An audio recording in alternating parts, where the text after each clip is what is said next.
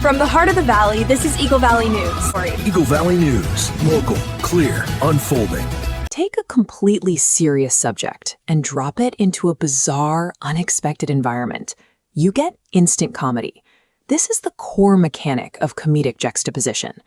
Back in the 1980s, the syndicated newspaper comic industry operated on a strict, unwritten formula. The funnies were safe, they were cute, and relied on highly marketable, recurring characters. You opened the Sunday paper to see familiar faces. Charles Schulz gave millions of readers the gentle, predictable anxieties of Charlie Brown. Jim Davis turned a lazy, lasagna-loving cat into an international empire. These were branded heroes that syndicates could easily sell to the masses. Then, Gary Larson abruptly disrupted the morning routine.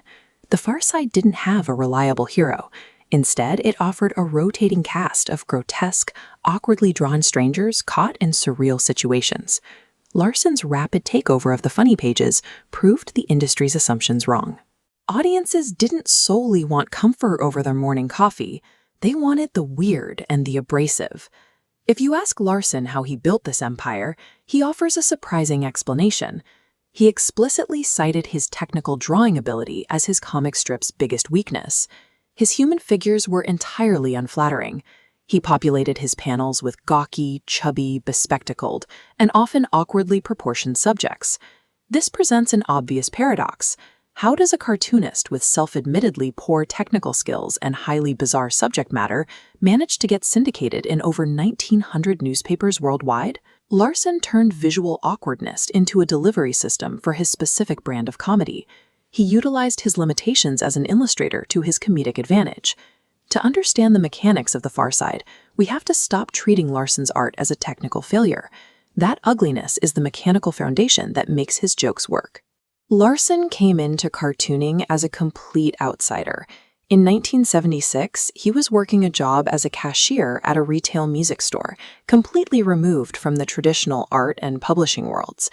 But he possessed a deep academic obsession with biology.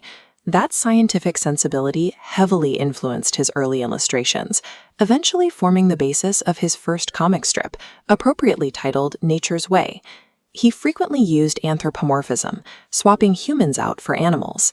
If a cow or an insect acts out an uncomfortable societal convention, it bypasses our natural defenses.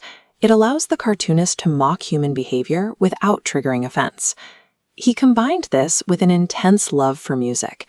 Rather than plotting a rigid narrative story each day, he approached his comic panel like a piece of improvisational jazz, experimenting with timing, esoteric references, and bizarre rhythms.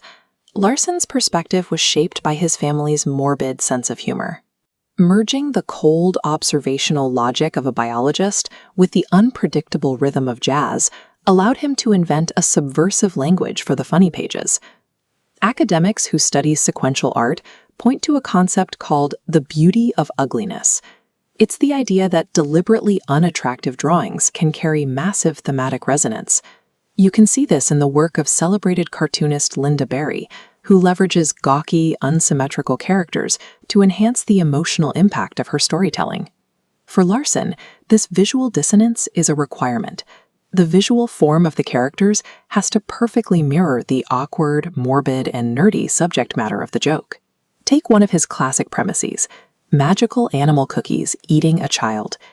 If you draw a cute, big-eyed kid being eaten alive, the panel feels horrifying. The reader's empathy ruins the comedy. But Larson draws the boy as a dorky, necklace nerd. Because the subject looks utterly ridiculous, the tension breaks, making the panel hilarious.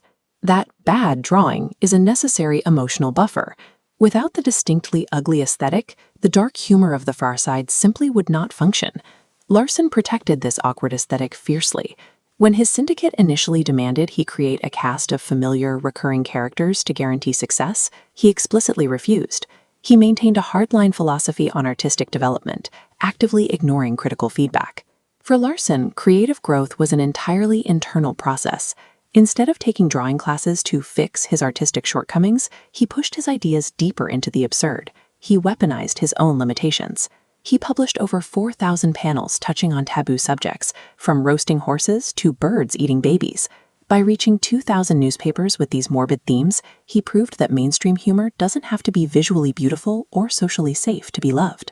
His career demonstrates that a perceived artistic weakness can be the engine for an original voice. By refusing the rules of good art, he forced his creative vision to the front.